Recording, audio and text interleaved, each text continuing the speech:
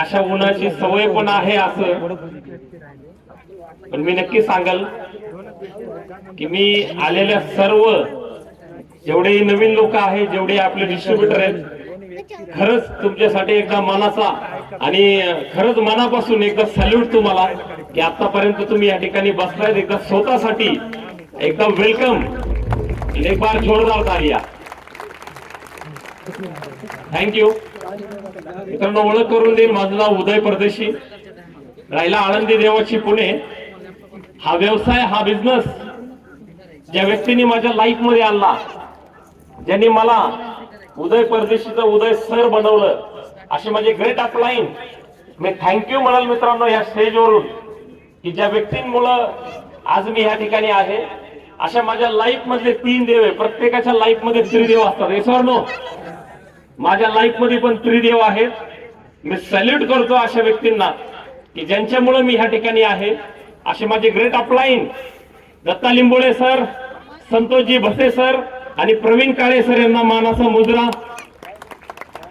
धन्यवाद करतो की आज ह्या ठिकाणी आज व्हीव्हीआयपी बनून ज्यांनी आज आपल्याला वेळ दिलाय. मित्रांनो, अशा महाराष्ट्राचं ज्याला दैवत म्हणता येईल, ज्यांना महाराष्ट्राचं आज एक मोटिवेशन म्हणता येईल, आपल्या सर्वांचे महागुरु आहेत.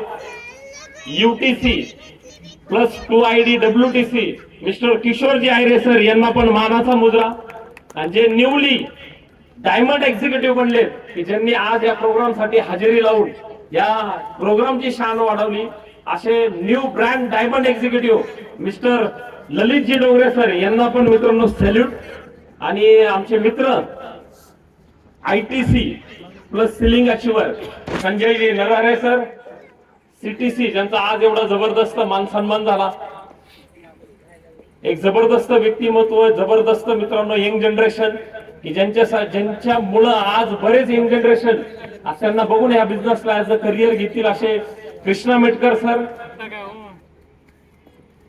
सुरेश बडगे सर आणि नारायण सर यांच्यासाठी खरंच एकदा मनापासून जोरदार ताली. आणि जे NTC अभाव ज्यांनी एवढा प्रोग्राम एवढा जबरदस्त बनवला मित्रांनो माहोल, तर मी नक्की सांगाल मित्रांनो की या सिस्टमच्या अगोदर आळंदीमध्ये एका पेट्रोल पंपवरती काम करणारा व्यक्ती की ज्या ठिकाणी फक्त मला 1500 रुपये पगार होता.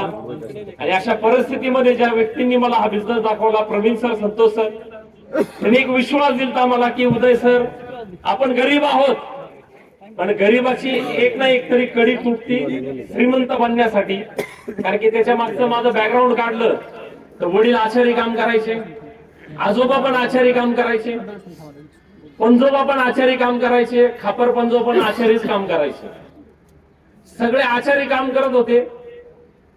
आणि म्हणजे माझा माइंडसेट असा होता की मला ते काम नव्हतं करायचं. कारण की मी बघत आलो होतो 4 पिढ्या 5 पिढ्या लोकांच्या लग्नांमध्ये, लोकांच्या दहाव्यामध्ये, लोकांच्या वास्तू शांतीला जाऊन जे राबायचं.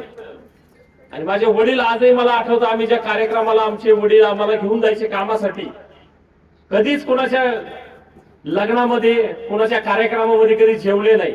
ते म्हणायचे मीच बनवलं तर मला खाऊ नाही वाटत. आयुष्य हाडाची काढा करून ज्या व्यक्तींनी मला उभं केलं, असे माझे आई वडील फार कष्ट करायचे, फार मेहनत करायचे. मला फक्त 10वी पर्यंत शिक्षण घेता आलं. त्याच्यानंतर परिस्थिती नव्हती की पुढे शिकल. मला आजही आठवतं, मी 10वी नापास झालतो 2002 मार्च. त्याच्यानंतर मला माझ्या एका मित्रांनी, नातेवाईकांनी सुचवलं की अरे 10वी पास झालं ना की पुढे चांगली नोकरी लागल तुला, तू एक काम कर, 17 नंबरचा फॉर्म भर. 17 नंबरचा फॉर्म भरायला पण पैसे नव्हते. मी माझ्या वडिलांना म्हणलं मला फॉर्म भरायचा आहे. ते म्हणले शिकून तरी काय करणार, तुझं डोकं चालत नाही, तू एक काम कर, कामाला जा. मी 2003 ला पेट्रोल पंपवरती कामाला लागलो. फक्त पहिला पगार 1500 होता. 10 वर्ष आयुष्याचे कधी निघून गेले मला कळले नाही. 2013 पर्यंत काम करत राहिलो. 2014 ला MI लाईफस्टाईल माझ्या लाईफ मध्ये आली. मी डिसिजन घेतला की माय लाईफस्टाईल करायची आहे. आणि आज बरेच सारे लोक या आजच्या या उन्हामध्ये आजचा दिवस काढून या ठिकाणी आलेत. काहींना थोडं वेळ वाटल, काही येड्याचा बाजार आहे, आमची काळजी घेतली जात नाहीये. आम्हाला कसं बस बसवलंय, डोक्यावरती कोणी उपरणे घेतलंय, कोणी शाल घेतली, कोणी रुमाल घेतलाय, ह्यांना काय लागतंय बोलायला. पण एक काळ असा पण सांगाल मित्रांनो, एक काळ असा होता की आम्ही पण लोकांच्या ओपन ग्राउंड मध्ये जायचो, आम्ही पण लोकांसाठी टाळ्या वाजवायचो, आम्ही पण लोकांसाठी शिट्ट्या वाजवायचो, खुर्ची तुटेपर्यंत उड्या मारायचो. आणि तिथला होस्टर, जसं आज मुरारी सर आपल्याला आज ह्या ठिकाणी प्रोग्रामला होस्ट करतात ते, आणि ते सांगायचे की एक दिन आएगा की ज्या खुर्चीवरती तुम्ही आज बसलेत, एक वेळ असेल की त्या खुर्चीतनं उठून तुम्ही स्टेजवर येताल.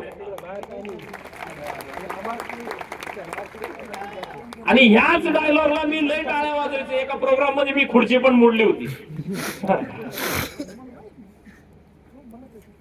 पण एकच मोटिवेशन होतं की परिस्थिती बदलायची.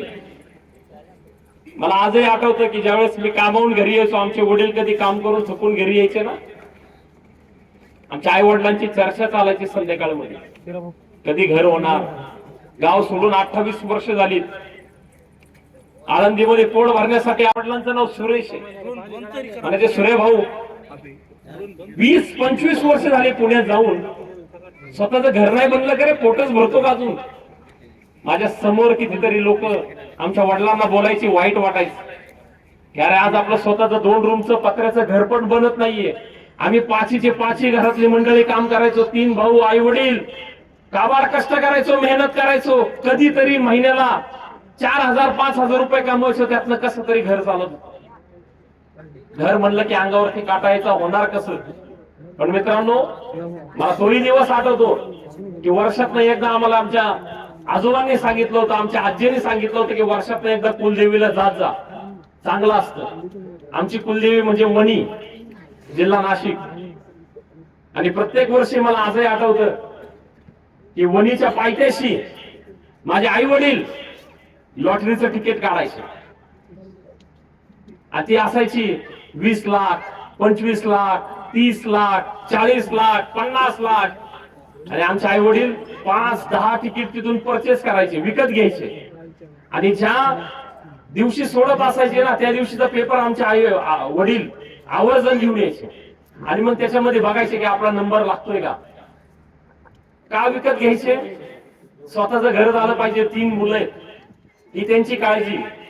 पण मित्रांनो नक्की सांगेल की आमच्या आई वडिलांनी 10 वर्ष सलग लॉटरी विकत घेतली, पण लॉटरी लागली नाही. पण माय लाईफ सेलची लॉटरी 2014 ला लागली, एवढं लक्षात घ्या. एक माय लाईफ सेल सारखी कंपनी माझ्या जीवनामध्ये आली आणि मी डिसिजन घेतला की मला बिझनेस करायचा आहे. मी बिझनेसला सुरुवातही केली. पैसे नव्हते, 5% व्याजाने या बिझनेसला पैसे काढले, या बिझनेसला भरले. 3 आयडीने बिझनेस चालू केला. गेलो लोकांना सांगायला की हे जबरदस्त कंपनी, एमआय लाईफस्टाईल, आठवडा 2,10,000. हसले माझ्यावर. काही जण म्हणले येडा झालाय, पागल झालाय, डोक्यावर पडलाय, बावळट झालाय. हसायला लागले लोकांवरती. मी ज्या ज्या ठिकाणी जाईल त्या ठिकाणी कुणाची चर्चा नाही, फक्त उदय परदेशी चर्चा व्हायची. आणि म्हणायचे येडा झालाय, बॅग घेऊन फिरायला लागलाय. आणि येडा होऊन लोकांना काय म्हणतो, मी गाडी घेणार. आपण सेमिनार मध्ये ऐकतो का नाही, येस ऑर नो? गाडी, बंगला, 2,10,000, फॉरेन ट्रिप. मी लय वरडायचो.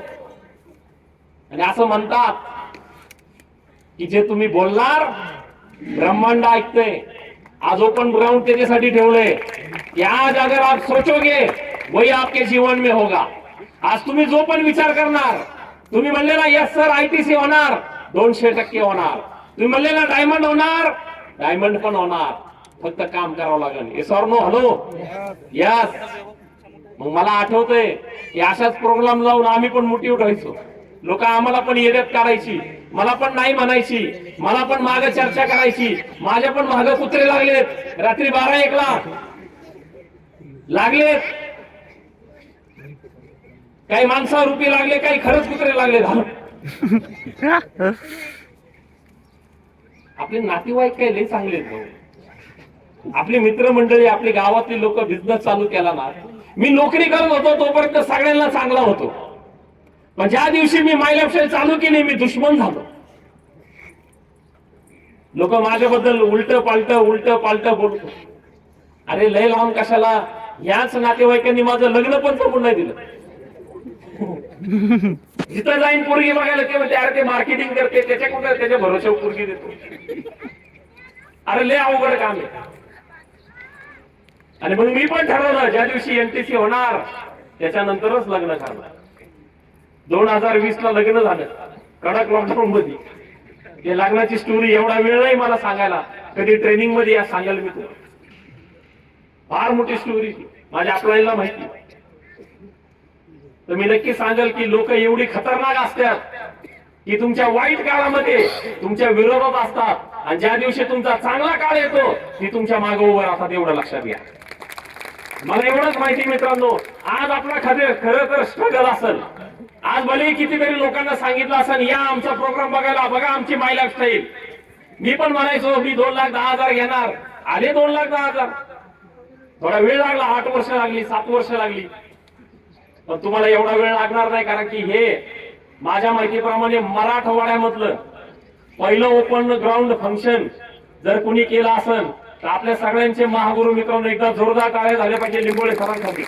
एकदा खरंच हिस्ट्री क्रिएट करून टाकली आज त्यांनी. आणि असं म्हटलं जातं की जे रेकॉर्ड तोडतात ना, हॅलो एक वाक्य मी नक्कीच बोलन की प्यार में तो दिल टूटते, येस और नो? अरे मोठ्याने बोला, प्यार में तो दिल टूटते हैं. अगर वही बंदा अगर एमआई लेफ्टल में आएगा तो रिकॉर्ड भी टूटता है, येस और नो? रिकॉर्ड तोडायला आलोय आपण आपली गरिबी दूर करायला आलोय. 100% तुमच्या डोक्यात आज घुसणार नाही की खरंच 2,10,000 मिळतात का. मला बी वाटत नव्हतं, मलाही भरोसा नव्हता. मी संतोष सरांना म्हटलं सर मला 2,10,000 नको, 10,000 जरी आले ना लई झालं. पण आज मित्रांनो सिस्टमची ताकद, आतापर्यंतचा जो इन्कम माझा झाला असेल मागच्या 9 वर्षामध्ये जवळजवळ 1.5 करोड पर्यंत झाला मित्रांनो. Power of my life. 10,000 रुपयाला कमवायला आलता तो 9 वर्षामध्ये एवढ्यापर्यंत पोहोचू शकतो. शिक्षण 10वी नापास, पास्ट आहे, पेट्रोल पंपावरती काम करत होतो. एक विचार करा, जर मी करू शकतो तर तुम्ही करू शकता का नाही, येस और नो? अरे आप भी कर सकते हो, फक्त सुरुवात करा. आम्ही तुमच्या सोबत आहोत. आणि नक्कीच सांगाल मित्रांनो, जोपर्यंत आपल्या महागुरूंना तुम्ही ऐकून जात नाही, जे खास नाशिक मधून आपल्यासाठी या ठिकाणी आलेत त्यांना ऐकल्याशिवाय जर गेले तर फेलच होणार. आणि त्यांना ऐकून गेले तर पुढच्या 5 वर्षामध्ये हा स्टेज तुमची वाट बघतोय. Thank you very much. जय हिंद, जय माय लाईफस्टाईल आणि ओनली माय लाईफस्टाईल. धन्यवाद.